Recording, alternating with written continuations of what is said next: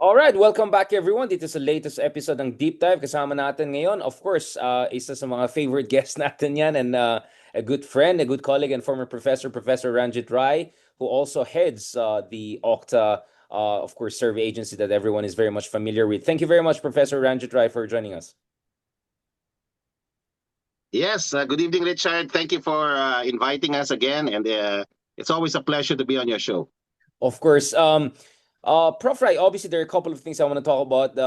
Pick up on some of our discussion earlier this year, right after elections, about hindi lang accuracy of surveys, but usefulness of surveys and what it can say about policy, politics, and preferences of voters. Of course, recently nag-release ng Okta a very important survey that was picked up by, basically it was headline news in major dailies in the country and beyond. But I felt it's important na mag-deep dive muna tayo, which is basically what we do in this podcast. So speaking of deep diving into the survey, first of all, Prof. Rai, can you give us a kind of a big picture background? Why is this a regular thing you're doing every few months? And what's the takeaway here? Has there been a movement throughout longitudinally throughout the surveys? What are the trend lines we're looking at? So let me just project also the. So this is one of the tables is a long survey. So one of the questions also was rejoining the ICC, which is an important policy question. Prof. Rai, could you give us a lay of the land? Okay, so last April 20 to 24, basically the first quarter, together with many of our probes on the midterm elections, we wanted to again ask the question, which was raised by the president in December 2023. But of course, everybody knows it was for very domestic political purposes. But then again, the question was, the president raised the issue of rejoining, the Rome Statute and becoming a member of the ICC again, or the International Criminal Court. So the following year, January 2024, we had a survey in the first quarter of 2024, basically asking the same question. If explained to our everyday kababayans, no, what the ICC was about, okay, would they support the government's initiative to rejoin the International Criminal Court? Of course, we understand, no, not everybody knows what the Rome Statutes are about. Not everybody is knowledgeable about the International Criminal Court. So that's why in our methodology, we always had an explanatory card. Meaning, awareness was quite low at that time, not very high, but above 50%. And the findings were 89%, Richard. A lot of people, once they understood what the institution was all about, an institution will protect human rights, will ensure, rule of law that will, realize justice, no, and end impunity. People supported it. And that was 89%, no. In this latest survey, which we conducted in 2025, April 2020 to 2025, or the first quarter, we found out two things. Number one, there's strong public awareness of the ICC. And I think that's natural because March, the month before we conducted the survey, a former President Duterte was incarcerated in The Hague. And so, 85% of Filipinos, the awareness was 85%. Let me clarify. The awareness is 85%.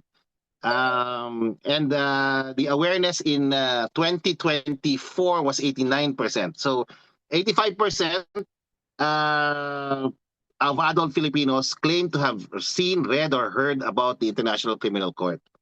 Only 13% were unaware and 1% undecided. So it's fairly strong public awareness about the ICC. What was important was that majority of Filipinos support rejoining. Let me clarify, in 2024, it was 59%. Okay? January 2024. In the first quarter of 2025, it's 57%. So it's hardly changed.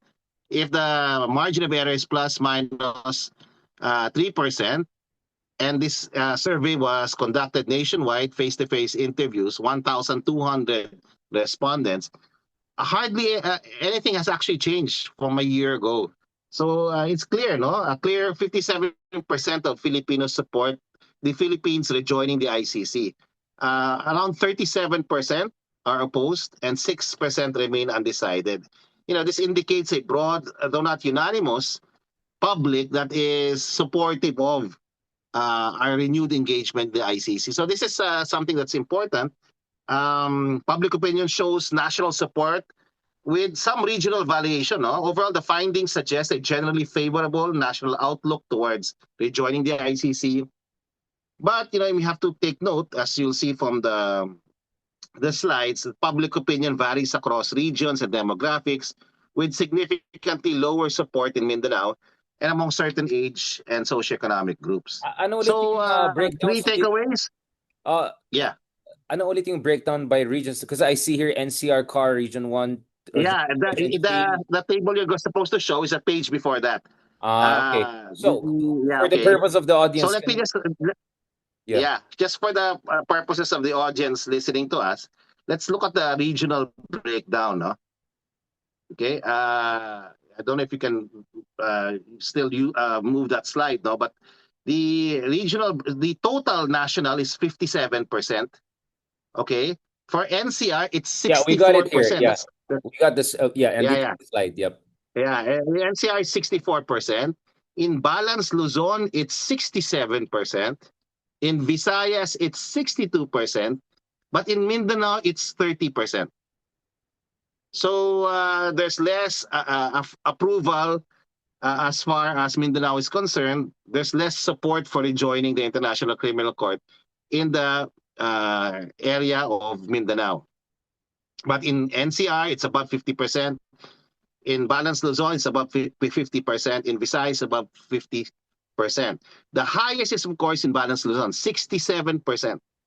That's a lot, Richard. So, and then we use the same methodology. We had an explanatory card explaining what the ICC is all about, what are its advantages, why, and of course the short history that we got out in 2019. There's a proposal to rejoin. Do you agree that we should rejoin? Diba? Yeah. And so this is how it looks. In terms of socioeconomic classes, it's class ABC is the highest, 63% across the nation. Class D, the most numerous, is at 58%, still a significant number, and Class E at 54%.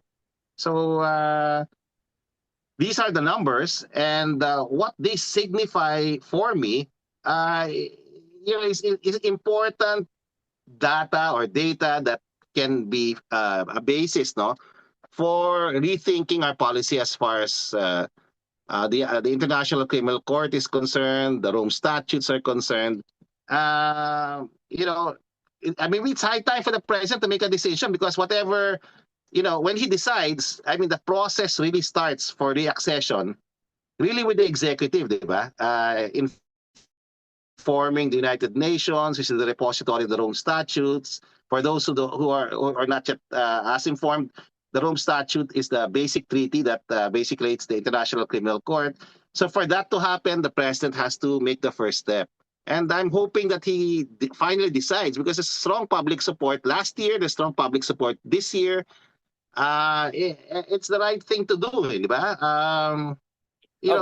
Rejoining the Rome Statute and the International Criminal Court touches on a lot of legal, moral, and political dimensions. And I hope we can discuss that in this Prof. Rai, session. before we go to that question, because actually there's a debate on that. Some jurists and some legal minds are saying actually since Duterte withdrew from the ICC unilaterally without the concurrence of the Senate, maybe the Philippines can rejoin also by pure executive action. There are other people are saying that you have to go through the process again and dadaan mo sa Senate. So the debate is still out. But what I wanted to go back to, so I think the Mindanao one is pretty, I think, self-explanatory, because I think basically the idea there is that ayaw namin bumalik sa ICC kasi ito yung mga tao na basically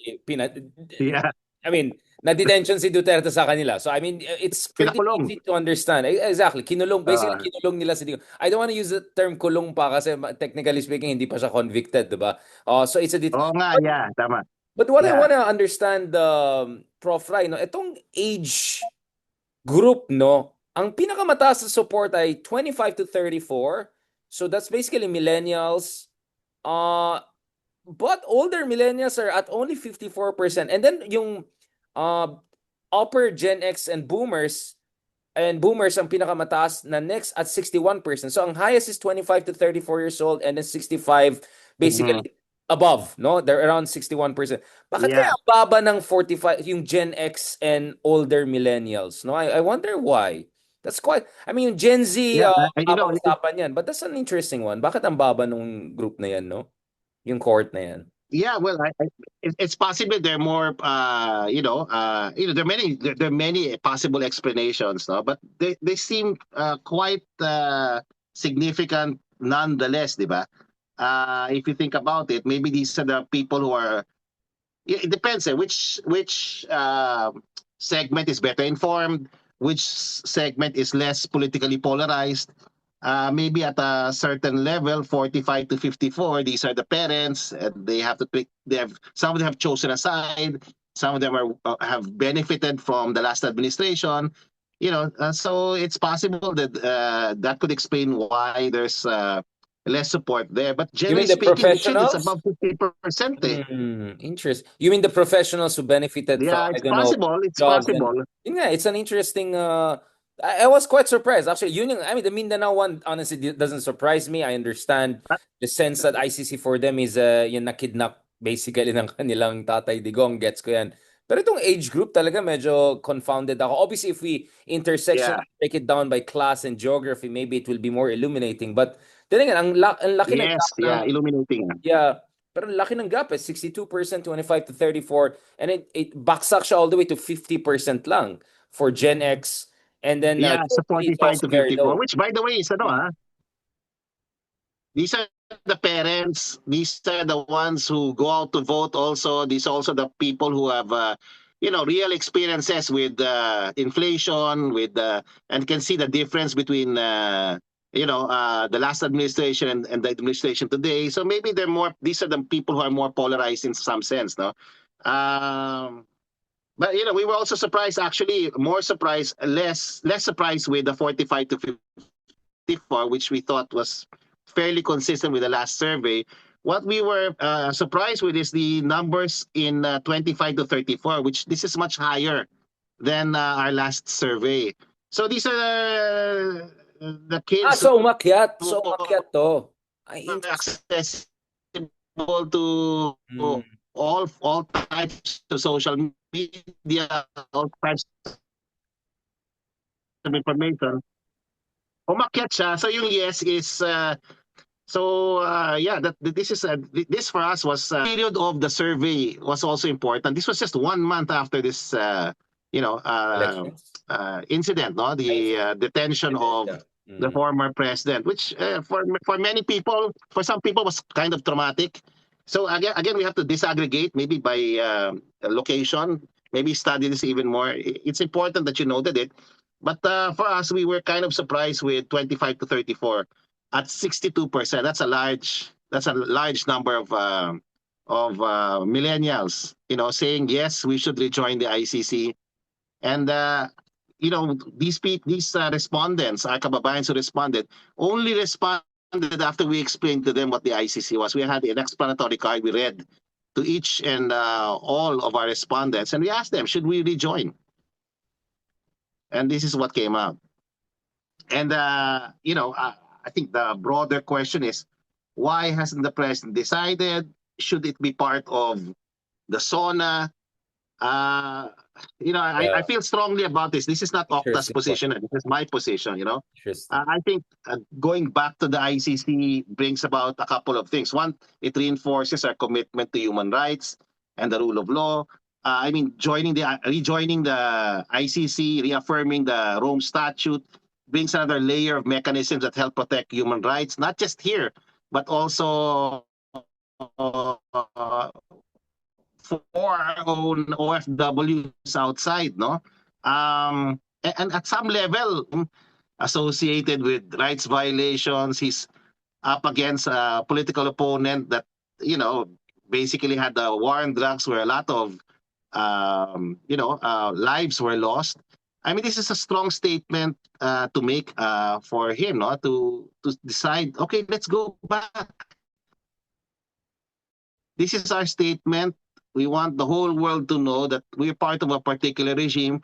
I want my countrymen to know this is what demarcates us from the last administration. We're rights protectors. We believe in a regime that protects human rights and believe in international institutions that help our domestic institutions as well as enforce the rule of law all around the world.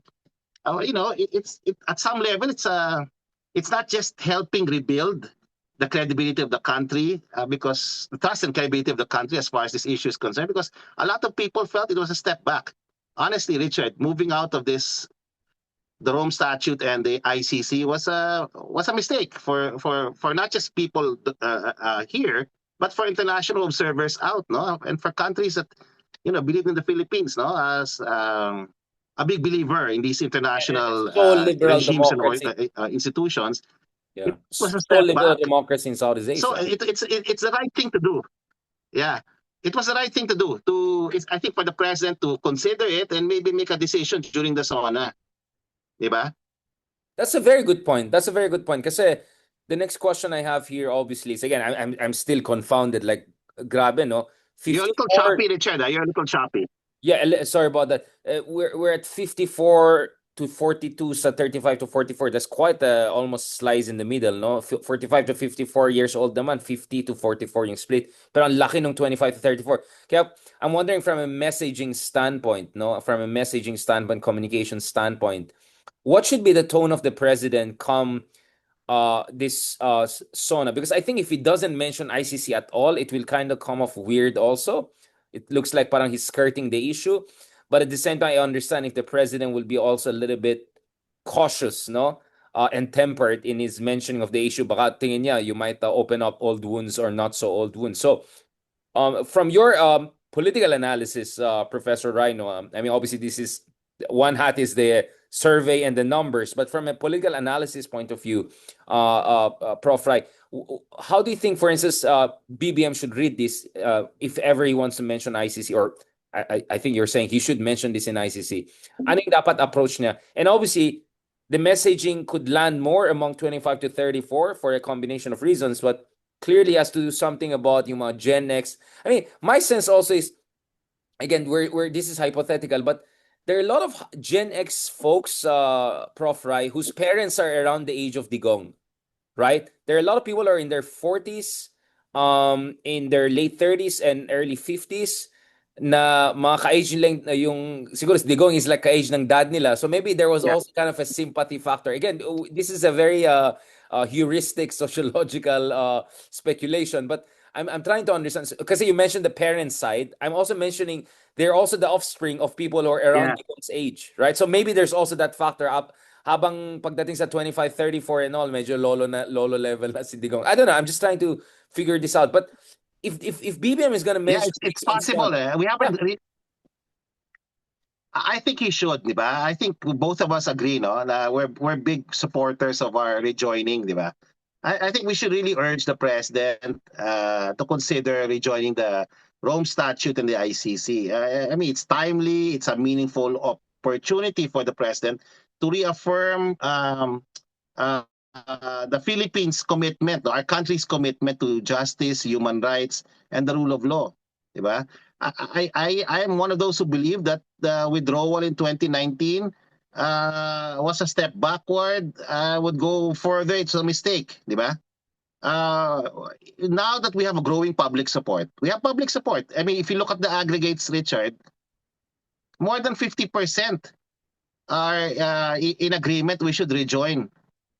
Okay? Now is the time to correct the course and restore the Philippines' credibility at the global stage, I should say.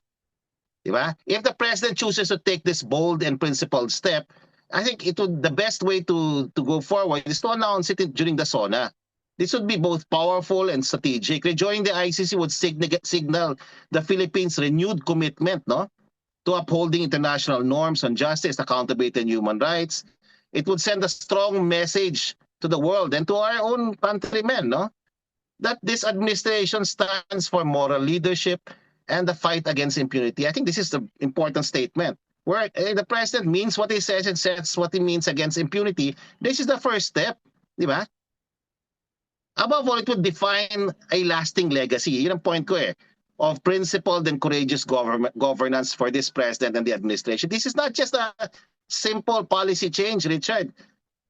Okay, this would be a lasting legacy. And, you know, where in administration, you used to say twilight years, no? Legacy years. This is one legacy that the president should consider, going back to the ICC. And the Marcos name will be forever regarded in that light. They were the ones that brought us back in. Di ba? I mean, but of course, beyond that, beyond the Duterte-Marcos feud, no? It's really, there's so many advantages to being part of this regime. And, you know, there's no public support for this. There was public support the last time in 2024. There's public support now. What are we waiting for? The Duterte case is ongoing. It has a life of its own. It won't be affected by this. And in fact, this might be an advantage for some of those politicians who might be next in line, no, for warrants of arrest, no?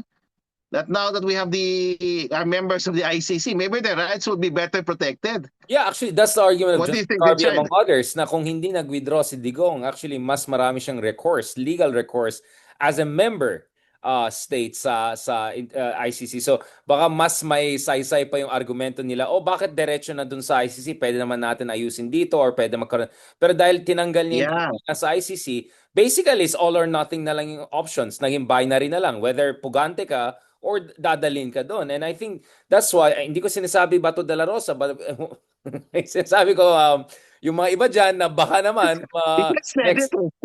next online, di ba? Baka naman gusto mo nang bumalik. I mean, actually, if he supports us rejoining the ICC, who knows? He might get perks, right? I mean, baka ma-interim release siya kaagad or he could...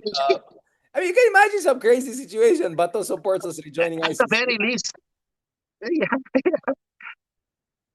Tama ka, Richard. You know, at the very least, this should be one of his first resolutions in the Senate, di ba? To encourage the executive to start the ball to ratify our re-engagement with the Rome Statute and the ICC, kasi he will be the first beneficiary of this. No, there will be no, of course, people have argued this, no? Di ba? Extraordinary rendition. That's never gonna happen. Because now, warrants will have to come from the local courts. Nakuha mo, ang daming advantages for those who are being accused, no? And that's why there's so many gamut of protections for victims and those accused, no? And I guess this is what's good about rejoining, especially now that we have a national experience where our courts were practically unable to, no, whether they were pressured or they were scared, no, or they were, there's so many reasons. No case was filed, di ba? And when the local judicial institutions are weak, then at least Filipinos have another layer of institutions they can run to. And this kind of impunity will never happen again. Okay, and it will be harder for violators now who believe in strongman rule to do what they used to do, because now there's this Damocles sword of the ICC on their heads. I think it would be good for us to, at least the president, to consider rejoining, and he should do it during his SONA. Isingit natin sa mga priority bills ni si Senator Bato and Robin Hood. But may sampo silang, I think yung isa kay Bato, di ba, parang death penalty pa sa mga drug trafficker. All I'm saying is, actually, Prof. Rai, you could put dun sa explainer, yung parang kotiko nyo sa mga sinisurvey nyo na rejoining ICC is good for both sides. Actually, it gives more recourse to the accused in as much as it gives more protection. Exactly. And I think that should be the point of BBM. I think, again, I mean, if BBM is watching this show, he should get pointers. The idea there is that if you're going to make a pitch for ICC, rejoining ICC in your upcoming State of the Nation address, Maybe ang pwede mong sabihin dito is kailangan natin sumali ulit sa ICC para magkaroon tayo ng mga tamang proseso if ever kailangan in the future na magkaroon tayo ng Yes. cooperation, or para yung principle of complementarity ay fully respected in the sense na sisiguraduhin natin domestically we can address this through our own institution. I mean, there are many ways you can argue that kasi ngayon naging binary eh. ICC Yeah, masama or ICC tama. saving angel deus ex machina. When in fact it's just an instrument for ensuring justice and accountability. Exactly. I agree with you 100%. You know, at the very least, though, we should tell the whole world, no, that we're committed to human rights and the rule of law here. We're also against, as a country, against impunity.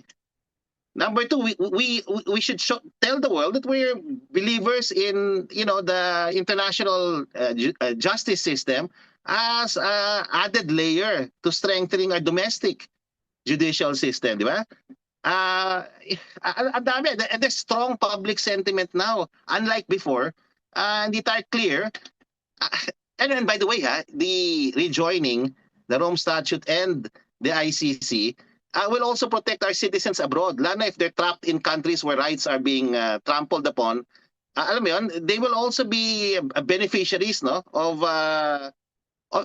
the strength, no. You know, that strength of the institutions that underlie the ICC, and so I think there's advantages. It's mostly an advantage for us, and I think the president, who's looking for legacies, di ba, in the twilight of his administration, might want to consider this. Obviously, there's another survey that you guys are yet to release, so you're not in a position to talk about the survey per se. But West Philippine Sea is an important issue because it could be one of the other legacy issue for President Marcos Jr. Kanina lang, we had an interview with Senator Trillanes, and he was saying, para sa kanya, yung you know, BBM cooperation with the ICC on the Digong issue, but also yung sa West Philippine Sea taking a strong, uncompromising stance. That is what actually makes him more similar daw kay Pinoy. I know marami tayong mga kaibigan na yellow na hindi matutuwa sa ganyang comparison. But the reality is that you see a lot of continuities, right? You know, in terms of policies, Yeah, foreign policy, etc., and position of the Philippines. So, just for the again, I know the survey is yet to come out, but why is that upcoming survey important? I mean, what is that upcoming survey about? Just for yeah. para abangan nila yung results. Okay, so one thing's clear. The government response as far as the West Philippine Sea is concerned, the government response being one that is assertive of and protective of our maritime entitlements, is widely supported and strongly supported by our citizens. So, you know, again, this was not the trend until BBM, the current administration, came in. So government response was, you know, going down. Now that the new administrations come in, it has gone up. The approval ratings have gone up, and we're releasing the newest surveys.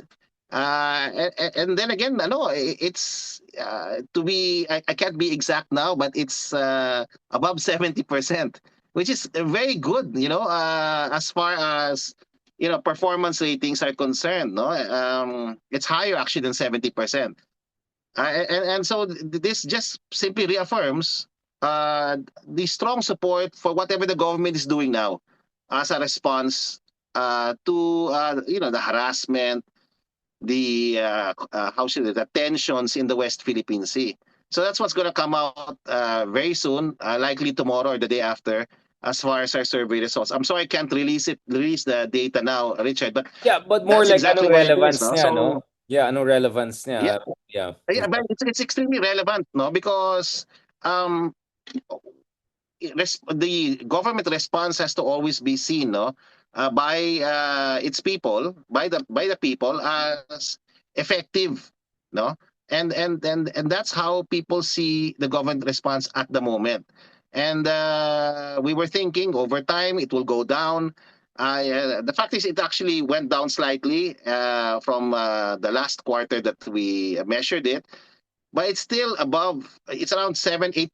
8 out of 8, almost 8 out of 10 Filipinos agree with the government response in the West Philippine Sea. And again, these are some of the strong, these issue areas is one of the strong issue areas as far as this administration is concerned. So we have to measure it all the time. And this is the SONA period. They have to make an assessment of how people are seeing government response on a range of issues. Are people approving of the government response with regards to rice, to inflation? Here it's clear the West Philippine Sea is one of the strong points as far as the administration is concerned, and that has myriad domestic and foreign policy implications. What the everyday Filipino is saying, what the government's doing is correct. It should continue, and we approve and support of it. That's it. Just last one before I transition to the more forward-looking discussion, and also picking up on some of the discussion we had earlier, Prof. Rai. What are the numbers we have? I mean, I've seen the other surveys, but in terms of most urgent concerns, because yes, ICC is important based on the numbers we're seeing. Yes, West Philippines is important, but it's not an urgent issue, right? In the same way na so there's a difference between urgent and important. Sometimes it's urgent, it's not important. I mean, this is the Eisenhower quadrant, diba? Yeah.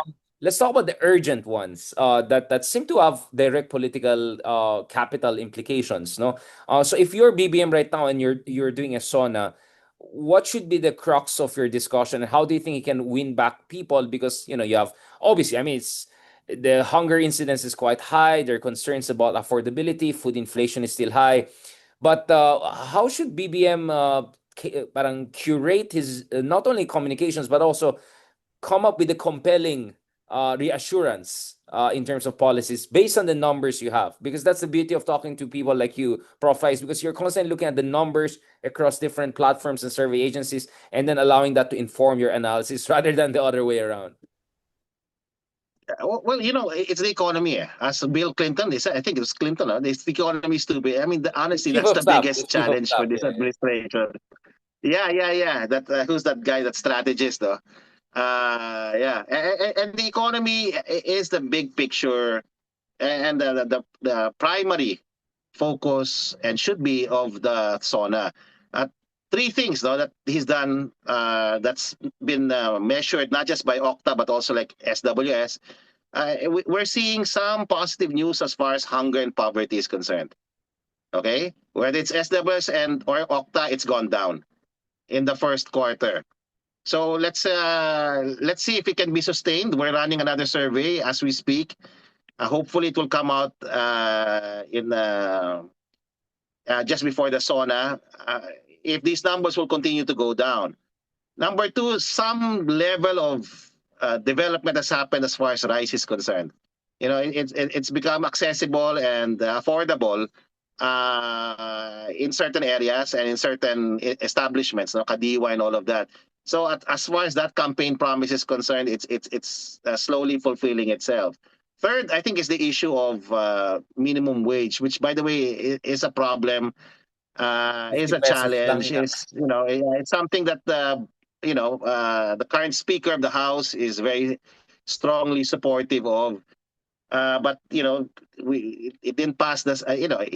Somebody dropped the ball, no? Some say it was the Senate, the others say it was the House. Anyway, it's a continuing challenge, and I think reaffirming it will be very good in the SONA. We should have at least a minimum wage increase of 100 pesos, no? At the very least, very soon. Okay, some wage increases, some wage hikes have been approved already by wage boards. Fourth, I think inflation has been relatively on the downward trend, no, as far as the economy is concerned. But it's still a challenge for many people. The trickle down is not being felt, and how it can be better felt would be in again, he can re-emphasize his providing better access to government services. Better distribution of entitlements, maybe a rationalization of entitlements. Yes, I don't know if he signed the digital access. This proposed legislation in his table now to provide access for internet for everyone. but that would be a big statement also. I think a fifth one is the issue of drugs. It came out in the during the elections that this was a Yeah, third you got hammered on. cluster of issues: peace and order, and the menace of drugs. But now, the government is going double time. As far as there's a big haul of drugs that was just confiscated, taken out of the market, and burned. So that's a big statement. It's apparently the biggest haul for 1 year, and bigger than all the hauls in the last administration. So he has to really, if he's going to start his SONA, it has to be about that. But while it might not be the most popular and most urgent issue, the West Philippine Sea is still an important area of policy that the president has started defining the policy for the country, and he should continue reinforcing that policy in the SONA. Okay, and not only that, no, the issue of the ICC, I think that should be part of that set of initiatives that will bring closure, no, to the issue. Aside from, let's say, providing benefits to those, or how should I say, Compensation. remuneration for those who were victims of the war on drugs, no. So And protection for them, no? Yeah, yes, yes, I think on the something like that. I think on the West Philippine Sea, he has won over enough number of people, including many people who have been critical Yeah, of him. We know that. I think on the ICC, ang problema kasi it came off as a bit opportunistic. And the fact that just yeah. a month or two before he was still saying walang jurisdiction ng ICC. So I think this is more of about consummating the issue by Long term na legacy building. Yeah. exactly. And This like is a legacy issue eh. Yeah, bringing us back in will be always be seen as one of his legacies. and to say you need that to protect the Coming from a witnesses. Marcos, Yeah. yeah. This is beyond the Duterte issue or case. He's already there in the Hague, and that has a life of its own. So making this decision might be easier now, no, especially when there's still very strong public support for it and awareness for it. 85%. This is kind of huge. A lot of people know about this. They may not know a significant amount of knowledge about the ICC, but they have heard, read, or seen something about it. And majority of them are saying, let's rejoin. It's an advantage more than a disadvantage. And for the president not to take action now would be a lost or missed opportunity. So yeah, I guess that's how he should frame it. The big picture should always be how can we create sustained development for all? How can we strengthen or reform certain institutions? It's the last 3 years, Richard. So Yeah. while conversations can be started, initiatives can be set, it will take a long time for these things to happen. But it can start now, no? It can be initiated now. By the way, I agree with you, no? There's a big debate about whether, it has to go to the Senate. The Pwede executive accession. lang. Yeah, and do we need to ratify the treaty again? So that's a big debate. But the debate, the first step is really making a decision, and I think it's going to be a very important legacy building initiative for the president. Not just a political opportunism; it's an important thing. I think it was a mistake for us to have left in the first place, and that move back will be corrected by the president announcing during the SONA that it was a mistake. The right thing to do, whether it's popular or not, the right thing to do is to go back. Yeah, well, it happens to be also popular, just like West Philippine Sea, right? Doing the right thing also happens to be the popular thing. So, I'm just saying, Yeah, which is it's kind of a good happy coincidence, I think ang technical term. Yeah. Happy coincidence. Yeah, So, but some people are saying 37% are against rejoining. That's a large number of people, no? A lot of them in Mindanao. The bailiwicks of the Duterte, but they'll never be happy with him anyway. I think he should just accept, damn if you do, damn if you don't, with certain sections. He just has to accept it and win over the majority. Yeah. Yeah, but with some explanation. I think people, kasi in our surveys, once people were given the explanation of what it was, they said, "Why there's no disadvantage. it's all an advantage for us. So I think we should rejoin. And yeah, I think that's the big picture, no. But of course, we all know about the impeachment. These are the continuing political noise Yeah. in the context that we have. It's divisive, it's polarizing, and it's going to be a significant influence over the next in the short run over the next 3 to 6 months over the next until the end of the year. But it depends on how the Senate is handling it. I think the Senate took a hit, is going to take a hit as far as trust and approval is concerned. That's just my guess. Mhm. And quite a number of other personalities, no? Because there's so much discussion now about this and awareness about it that I'm sure while we're running this survey that a lot of people will probably have formed an opinion on it, whether for or So you're against. saying there's declining trust in the Senate as an institution? It's possible, but I'm not saying it is. I'm just hypothesizing that given so much that has been happened and has been discussed in the media and social media and the protests, that I think one of the institutions will take a hit definitely, and we'll see. No, we'll see when the survey results come out. And this is the last part, but it's very important. Speaking of really, really the big picture, uh, 2028 is actually not too far away if you think about it politically, right? I think as early as now, everyone is already making moves, posturing. In game theory, you call it shadow of the future, Yeah. right? Which shapes your current calculus. Speaking of that, Prof. Rai, the last time we were in conversation together, at least on the record, was about this deemed discrepancies in the surveys, pre-election survey, and the final outcome. Nevertheless, of course, you have also clarified that you guys got it's just an ordering thing that you didn't get right, and that although I think the Mark Oleta thing was quite a surprise to a lot of people also.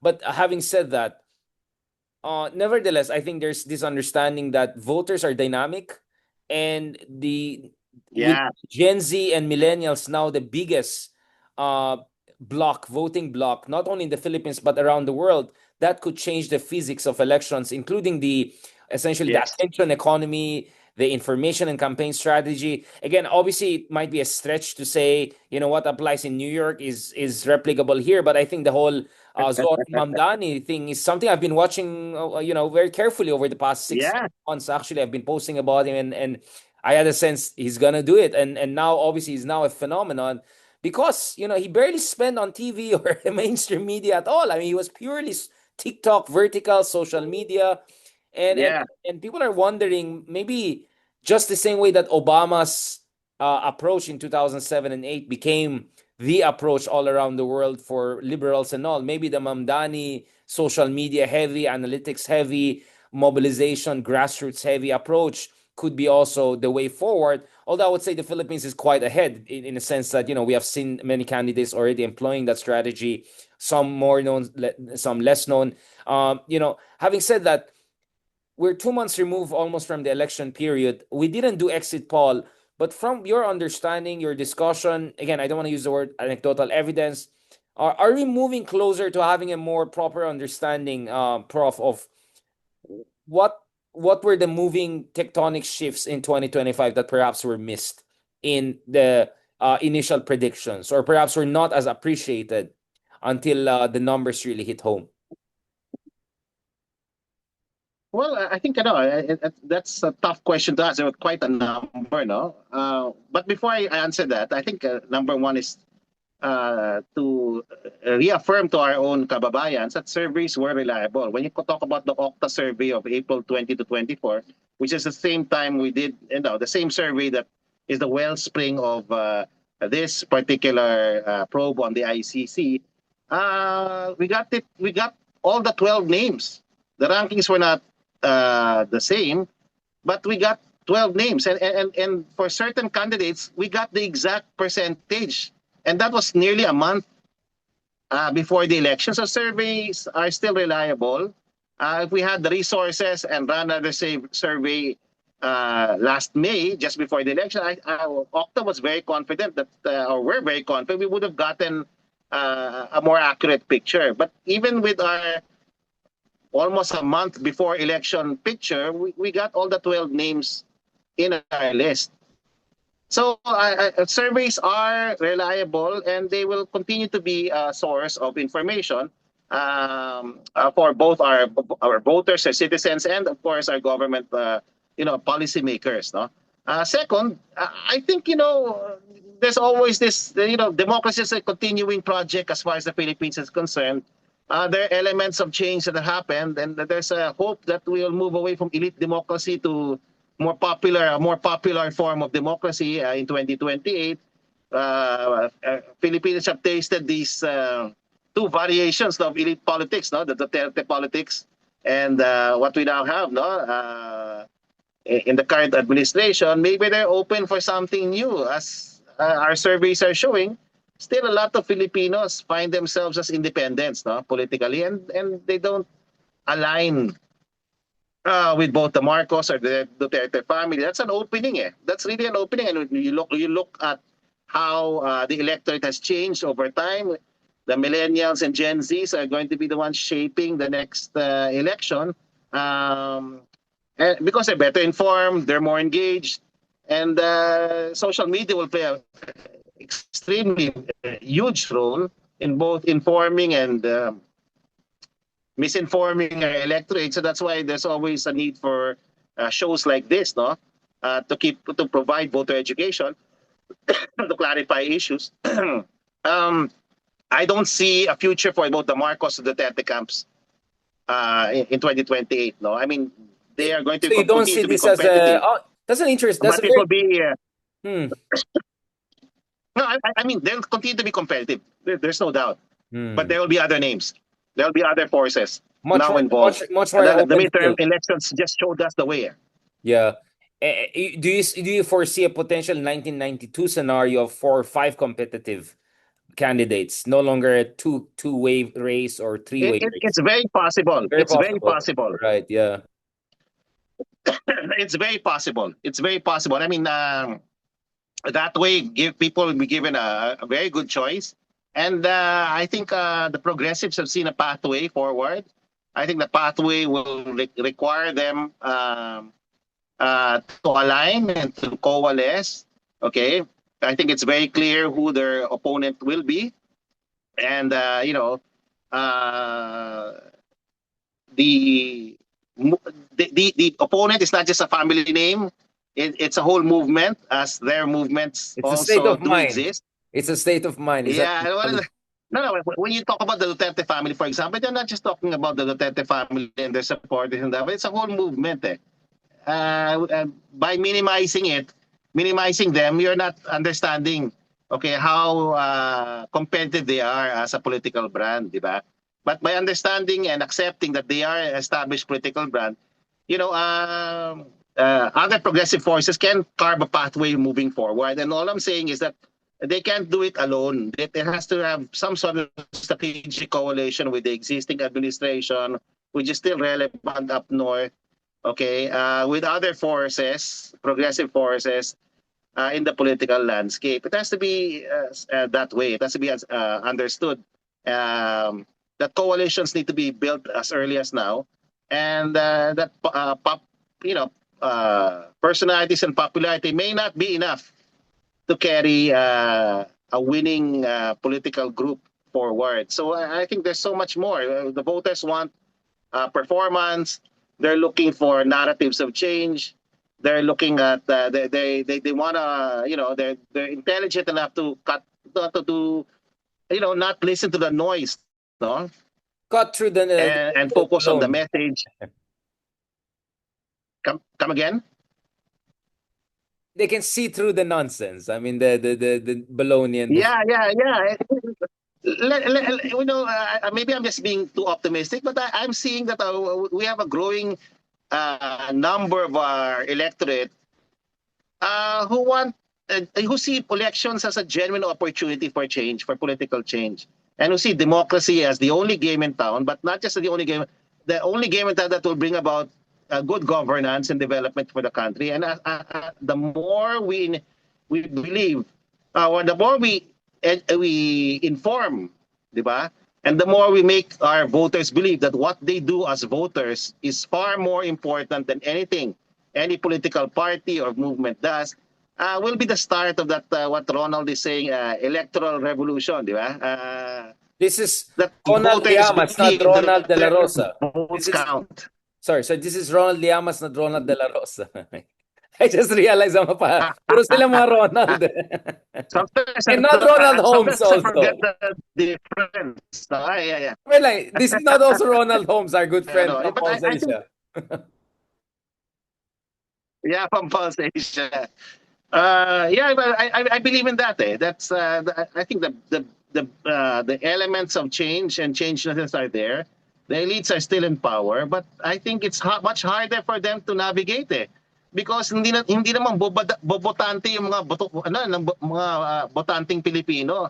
They're now more how should you say this? They're more Wise. discerning. They're Wise. more critical. And you saw the big wins of Bam Aquino and Kiko Pangilinan, di ba? And the big And losses how of they were yung able mga to carve artista. it. Meron talagang progressive And the big elements losses. yung voting population natin. No, and also Yes, the big yeah. losses, right? Ang dami mga Many of them artista, are good malalaking friends pangalan also. natalo. Talagang they tried and talagang they were rejected. And that's a changing voting population, changing voting behavior.